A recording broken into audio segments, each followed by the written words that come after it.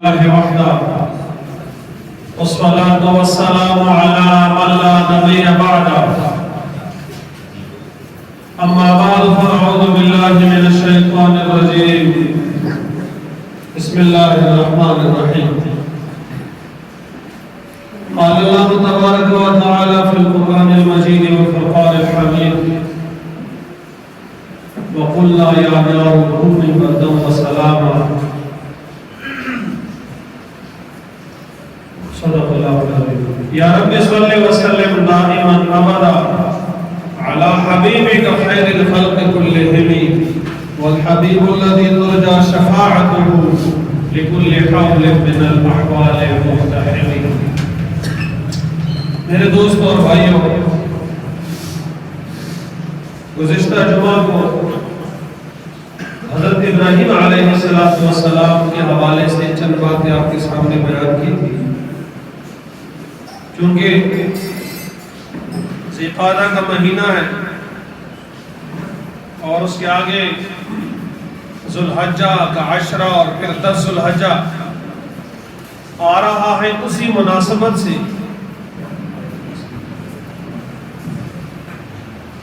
ضروری ہے کہ حضرت ابراہیم علیہ السلام کے حوالے سے جو بنیادی باتیں ہیں جن کو قرآن پاک نے بیان فرمائے ہیں، اللہ رب العزت نے ہماری نصیحت کے لیے اس واقعے سے سبق حاصل کرنے کے لیے قرآن کریم میں جگہ بجگہ اس بات کو بیان فرمایا ہے. کیونکہ ابراہیم علیہ السلام کے زمانے میں بت پرستی تھی، بتوں کی وہ پوجا پاٹ کرتے تھے، بتوں کو انہوں نے اپنا معبود بنایا تھا. تو حضرت ابراہیم علیہ السلام نے جو زور دیا جس بات پر، وہ عقیدہ توحید تھی. چونکہ اپنے گھر کے اندر بت پرستی موجود تھی، اس لیے شروع ہی سے لوگوں کو توحید سمجھانے کی کوشش کی. ایک دفعہ ابراہیم علیہ السلام کو آزر نے کہا کہ چلو آؤ ہمارے ساتھ چلیں، ہمارا سالانہ میلہ لگتا ہے، جلسہ ہوتا ہے، تو آپ بھی سیر و تفریح کر لیں گے. آج کے زمانے میں اگر آپ یوں کہیں کہ کوئی آدمی صوفی ہو، تبلیغی ہو، عالم ہو، تو عام خاندان والے اگر کہیں پکنک پہ اور کہیں سیر و تفریح اور وزٹ پہ جا رہے ہو تو کہ مولوی صاحب آپ کے ہمارے ساتھ آئے، بیٹھے رہتے اور وقت مسجد میں دماغ ہے تمہارے یہ وہ لانے کا، کبھی کبھی یہ کر لیا کرو. اس انداز سے آج کی تعبیر انہوں نے کہا ہمارے ساتھ آئے میلے میں. اب چونکہ میلے میں ان کی بت پرستی ہوتی تھی، ہر زمانے میں گمراہی کی شکل الگ ہوتی ہے، اس زمانے میں وہ تھی. آج کے اگر آپ میلوں میں اور جلسوں میں اور اس طریقے سے جو اینول فنکشنز ہوتے ہیں اس میں آپ جاتے ہیں تو کیا ہوتا ہے؟ ناچ گانے، ڈول باجے، فحاشی اریانی، بے پردگی. تو حضرت ابراہیم علیہ السلام نے وہاں جانا مناسب نہیں جانا اور عذر پیش کیا کہ انی سقیم. قرآن پاک میں اللہ تعالیٰ فرماتے ہیں فنظر، پہلے ابراہیم علیہ السلام نے عذر دیکھا اور پھر کہا کہ انی سقیم، میں سقیم ہوں، میں نہیں جا سکتا. عذر کر لیا. اوپر اس لیے دیکھا کہ وہ لوگ ستاروں کی عبادت کرتے تھے تاکہ ان کو یقین ہو جائے اور مجھے چھوڑیں، اس لیے کہ وہاں جانا میرا مناسب نہیں ہے. اور سقیم کا عربی معنی کہ میں بیمار ہوں، سقیم میں بوجھل ہوں، میں وہاں جاؤں گا تم لوگ شرک کرو گے، بتوں کی عبادت کرو گے، تو اس سے میری روحانیت متاثر ہوگی اور میرے لیے یہ بات بہت بوجھل اور ثقیل ہے کہ میں تمہیں اس طرح جو ہے دیکھوں. اور اس کے ساتھ ایک اور کام جو اللہ تعالیٰ نے لینا تھا کہ اس وقت جب سارے باہر جائیں گے پیچھے ان کے خدا اور معبود اور بت ہوں گے. اور اس سے پہلے حضرت ابراہیم علیہ السلام نے ان کو فرمایا تھا تاللہ لأکیدن اصنامکم، تم نے جن کو اپنا خدا بنایا ہوا ہے، جن کو تم نے اپنا صنم اور معبود اور بت بنائی ہوئی ہے، لأکیدن، میں ان کا ضرور ایک دفعہ علاج کروں گا. چنانچہ یہ موقع تھا کہ سارے قوم سارے لوگ باہر جائیں گے تو پیچھے یہ رہیں گے. چنانچہ ایسی ہوا جب یہ نکلے ابراہیم علیہ السلام گئے اور اپنا وہ تبر اور کلہاڑا لیا اور کسی کا جناب ناک کاٹا اور کسی کا ہاتھ کاٹا اور کسی کا سر کاٹا اور کسی کو دو ایسے کر دیا اور ان میں جو بڑا تھا کبیروں اس کو چھوڑ دیا.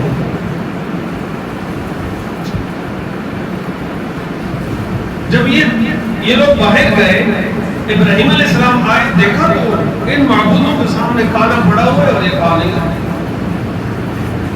ابراہیم علیہ السلام نے اتمام حجت کے لیے کہا تمہارے سامنے کھانا پڑا ہے کھاتے کیوں نہیں؟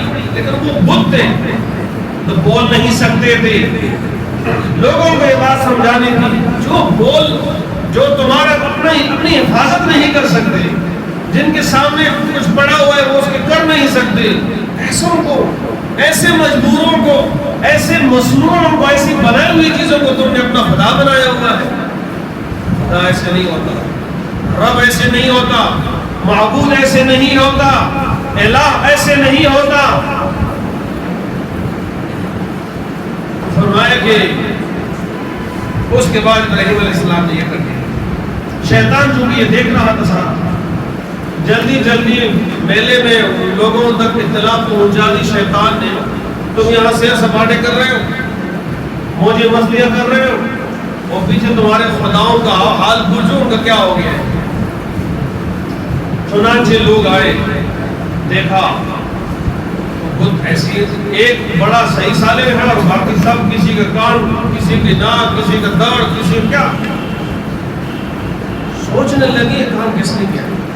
ابراہیم علیہ السلام نے بڑا اس لیے چھوڑا تھا کہ یہ لوگ جب آئے دیکھیں تو ان کو اپنے معبودوں کی بے کسی اور مجبوری کا پتہ چلے اور شاید کہ ان کے دل و دماغ کے اندر یہ بات بیٹھ جائے کہ جن کو ہم نے اپنا معبود بنایا ہے، خدا بنایا ہے، یہ اپنا حفاظت نہیں کر سکتے، ہماری حفاظت کیا کریں گے. اور پھر چھوٹوں کو بڑا ساتھ تھا، اگر کسی نے وہ کر رہے تھے بڑا درمیان میں موجود ہے، چھوٹوں کو بچا لیتا نا. بڑے کا کام ہی ہوتا ہے، بڑا ایسا نہیں ہوتا ہے کہ چھوٹے مار گئے اور بڑا اپنے آپ کو بچائے. تو یہ ساری باتیں ابراہیم علیہ السلام نے سمجھانے کے لیے کام کیا.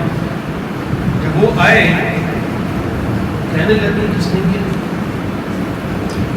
کسی نے کہا یہاں ایک فتن نوجوان ہے جو ہمارے ان بتوں کی برائیاں بیان کرتا ہے. فتن، اللہ تعالیٰ نے قرآن پاک کے اندر جو لفظ نازل فرمایا فتن، یہاں ایک نوجوان ہے اور اس کی شہرت یہ ہے کہ وہ توحید پرست ہے، وہ موحد ہے اور وہ ان بتوں کی برائی بیان کرتا ہے. معلوم ہوا کہ نوجوان ایسا ہونا چاہیے، نوجوان کی شہرت دینداری کے ساتھ ہونی چاہیے، نوجوان کی شہرت موحد کے طور پر ہونا چاہیے. نوجوان ایسا نہ ہو کہ اس کی جوانی لہو لعب میں صرف ہو رہی ہو، اس کی جوانی بے دینی کے لیے صرف ہو رہی ہو، اس کی بے دینی، اس کی جوانی وہ فضول کاموں کے اندر صرف ہو رہی ہو، اس کی جوانی والدین کو پریشان کرنے میں گزر رہی ہو. ایسا نہ ہو، بلکہ وہ موحد ہو، وہ اللہ تعالیٰ کو ایک جانتا ہو اور مانتا ہو اور توحید کے علاوہ جتنے بھی شرکیات بدعات ہیں ان کا وہ مخالف ہے. وہ وقتاً فوقتاً لوگوں کی اصلاح کرتا رہے گا کہ لوگوں غیر اللہ کی پوجا پاٹ مت کرو، لوگوں غیر اللہ کے سامنے سجدے مت کرو. نوجوان ایسا ہونا چاہیے, نوجوان ایسا ہونا چاہیے جیسے اصحاب کہف کے نوجوان تھے. بادشاہ وقت کے خلاف انہوں نے کلمہ توحید بلند کیا اور جا کر کے روپوش ہو گئے. اور ایسے لوگوں کی ایک کتے نے ساتھ دیا تھا, ان نوجوانوں کی جو توحید والے تھے, ان کا ساتھ ایک ایسے جانور نے جو نجس العین ہے, پلید ہے, ناپاک ہے. امام شافعی رحمہ اللہ کے نزدیک تو خنزیر اور کتا ہے جیسے, جس برتن کے اندر یہ منہ ڈالے تو اس کو صرف پانی کے ساتھ دھونا نہیں, آخر میں مٹی کے ساتھ مانجو بھی, تاکہ اس کی جو نجاست ہے اور جو جراثیم ہے, وائرس ہے, وہ ختم ہو جائے. لیکن جب اس نے نیک لوگوں کا ساتھ دیا, توحید والوں کا ساتھ دیا, اللہ رب العزت نے اس کا ذکر اپنے پاک کلام کے اندر فرمایا. اور آخرت میں حساب و کتاب کے بعد تو انسان اور جن, ان کا حساب و کتاب ہوگا. باقی جو جانور وغیرہ ہیں وہ تو تراب اور مٹی ہو جائیں گے, ختم ہو جائیں گے. لیکن کچھ جانور ایسے ہیں جو دیندار لوگوں کے ساتھ دینے کی وجہ سے وہ بھی جنت کے اندر جائیں گے. ان میں سے ایک اصحاب کہف کا کتا بھی ہے. تو میرے بھائیوں, میرے دوستو, ابراہیم علیہ السلام نوجوان تھے اور شروع سے توحید کی تعلیم دیتے رہے. چنانچہ لوگوں نے کہا اس نوجوان کو بلاؤ, اور بڑے سردار نے آرڈر جاری کیا کہ سب لوگوں کے سامنے لے آؤ تاکہ سارے لوگ اس پر گواہ بن جائیں. اس کے بعد اس کے خلاف جو ہم کارروائی کریں گے تاکہ ہمارے پاس حجت اور دلیل پوری. چنانچہ لوگوں کے سامنے آئے, انکوائری شروع ہو گئی.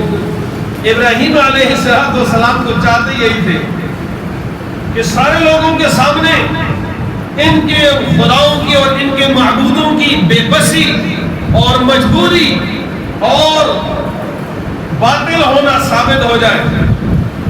چنانچہ ایسے ہی ہوا, بلائے گئے, انکوائری چل رہی ہے. پوچھا کہ آپ کے بارے میں ہم نے سنا ہے آپ اس طرح کرتے ہیں, تو یہ بتائیے کس نے کیا ہے. ابراہیم علیہ السلام نے آسان سے جواب دیا, فعلہ کبیرہم, یہ جو بڑا ہے یہ اس کے درمیان میں موجود ہے. تو لگتا تو ایسی ہے کہ جب چھوٹے کٹے ہوئی ہیں اور یہ بڑا صحیح سالم ہے تو اس بڑے نے یہ کام کیا ہوگا. لیکن ہمارے استاد نے انہوں نے ترجمہ کیا تھا, علم وہ جو استاد سے سیکھے جائے. ویسے نقوش پڑھے جائے تو معلومات ہوتی ہے, اس کو علم نہیں کہا جا سکتا. ہمارے استاد نے ترجمہ کیا تھا فعلہ ما فعلہ, کیا ہوگا کسی نے کیا ہوگا. کبیرہم, تمہارا بڑا یہ ہے خدا, فسألوا, سے پوچھو, یہ تمہیں بتا دے گا. تمہارے اس کے مطابق تمہارا خدا ہے, ایسے پوچھو کہ ہمارے چھوٹے خداؤں کے ساتھ یہ حال کس نے کیا ہے, وہ بتا دے گا تمہیں. ابراہیم علیہ السلام نے یہ بات کی, اللہ تعالیٰ فرماتے ہیں تم سے کچھ لوگ انہوں نے سر بیچ کی سوچنے لگے, بات تو اس نے صحیح کی ہے, بات تو اس نوجوان کی صحیح ہے. ابراہیم علیہ السلام نے فرمایا کہ اگر یہ بول سکو گے پوچھو ان سے, یہ بتا دیں گے تمہیں. انہوں نے ایسی کیا, کچھ لوگوں نے دھیرے دھیرے میں کہا یہ بات صحیح ہے, اور پھر ذرا اپنے اس سے پیچھے ہٹ کر گئی, یہ بول ہی نہیں سکتے, آپ بتائیں کس نے کیا ہے, کیا کیا ہے. بالآخر ہی ابراہیم علیہ السلام نے سارے لوگوں کے سامنے یہ بات قوم کو سمجھا دی, عوام کو سمجھا دی کہ دیکھو جن کو تم نے اپنا خدا بنایا ہوا ہے یہ تمہارے خدا نہیں. ہمارا اور تمہارا خدا, ہمارا اور تمہارا رب, ہمارا اور تمہارا الہ معبود برحق وہ ہے جس نے ہم سب کو پیدا کیا ہے, جو نفع اور نقصان کا مالک ہے, جو سب کچھ ہر آن ہر گھڑی کرنے پہ قادر ہے, جو ہمیشہ سے ہے اور ہمیشہ رہے گا, جس نے ہم سب کو پیدا کیا ہے. زندگی بھی اسی نے دی ہے, موت بھی وہی دے گا, اور مرنے کے بعد دوبارہ زندہ کرے گا. اور حساب و کتاب ہوگا، اور پھر جنت اور جہنم۔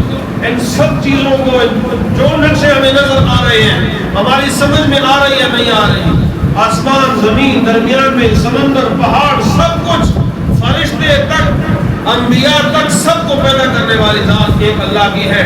اسی کی عبادت کرو، اسی کے مانو، اور جن کو تم نے اپنا معبود بنایا ہوا ہے اس کو چھوڑو، کامیابی اسی کے اندر ہے۔ چنانچہ وہ کسی پر رونے ہوئی، ان کو وہ نہ آیا، جو وڈیرا سرمایہ جاگیردار ہوتے ہیں وہ پہلے اس کو دھمکیاں دیتے ہیں، اور پھر اپنے اس کو مطابق اس کا ایسا کر نہ کرو نگڑا کر۔ انہوں نے بھی کہا اس کے لیے آپ لکڑیاں جمع کریں اور اس کو آگ کے اندر ڈال دیں۔ چنانچہ انہوں نے تو اپنا سارا اسباب جمع کیا، لیکن جسے اللہ رکھے اسے کون چکے۔